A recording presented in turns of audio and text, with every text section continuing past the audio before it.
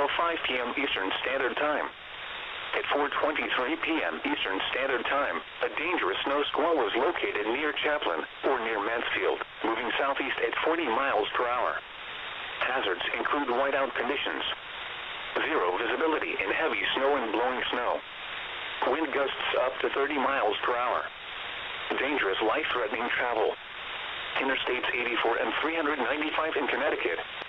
Locations impacted include Vernon, Mansfield, Windham, Plainfield, Willimantic, Killingly, Ellington, Tolland, Coventry, Stafford, Somers, Hebron, Putnam, Thompson, Brooklyn, Woodstock, Marlborough, Willington, Columbia, and Canterbury. Consider avoiding or delaying travel until the snow squall passes your location. If you must travel, use extra caution and allow extra time. Rapid changes in visibility and slick road conditions may lead to accidents. Reduce your speed and turn on headlights. During snow squalls, the visibility may suddenly drop to near zero in whiteout conditions.